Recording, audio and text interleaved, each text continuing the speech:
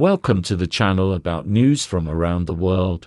While you subscribe and like it, we're going to start. When in 2010, Peter Turchin, an American scientist, sociologist of Russian origin, professor at the University of Connecticut, predicted that in 10 years the United States would enter a period of political instability and popular unrest, he was not believed. Many even twiddled their thumbs. It seemed too unbelievable at the time. It is hard for all of us who grew up in the era of the mighty American empire to imagine that a catastrophe could befall it.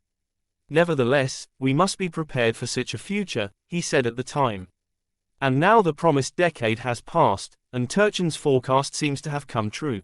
Remember the mass riots that engulfed the US after the death of African-American George Floyd, the storming of the Capitol, the collapse of international settlements in dollars. All this has now made even the most devoted fans of the Star-Spangled World Order doubt the eternal inviolability and unity of the United States. I was thought to be crazy for nothing. People did not realize that I give scientific forecasts, not prophecies, Turchin said in response.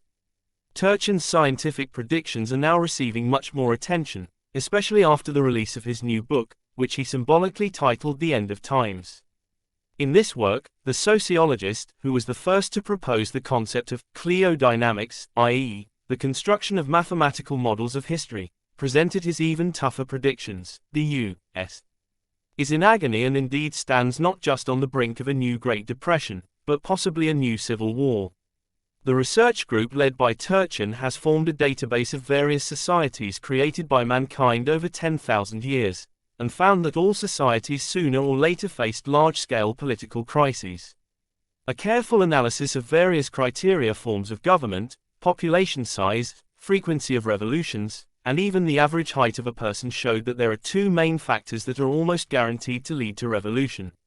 The first is the impoverishment of the population, the second is the emergence of an excessive number of rich and highly educated people, the elite. And the second factor is complex. There are a lot of elite representatives, but the number of positions in society, which they can occupy to satisfy their ambitions, remains at the same level, which provokes a super powerful crisis. One trend clearly visible in the USA is also related to education. A university diploma is no longer a guarantee of a decent future. The costs of higher education have become so high that doctors, lawyers, and scientists continue to pay off college and university loans for the rest of their lives. This has already created a large layer of people disappointed with their present and future without any hope for any improvement. And it is this layer, which Turchin calls the counter-elite, that provokes popular discontent and rebellion against the seemingly established order for centuries.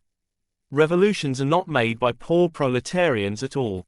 The truly dangerous revolutionaries are the failed pretenders to the elite, Turchin writes in his book.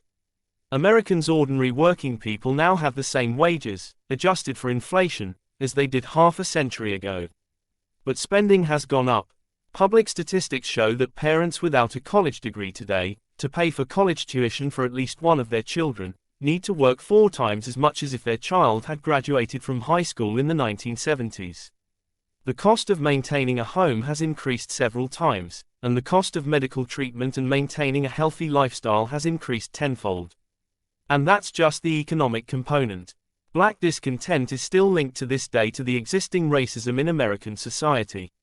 Turchin finds parallels between America today and the decades preceding the Civil War there, and calls the similarities striking.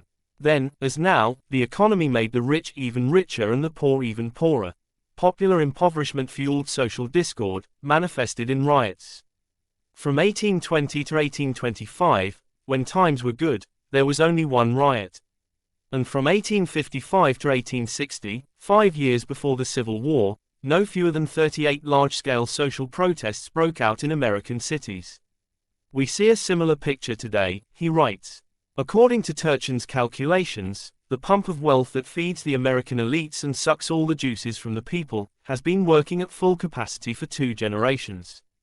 Operating on the laws of cliodynamics, the author ends his book with a dire prophecy: the day when the U.S. will collapse is very near. Thank you for watching. If you're interested, subscribe and leave a comment.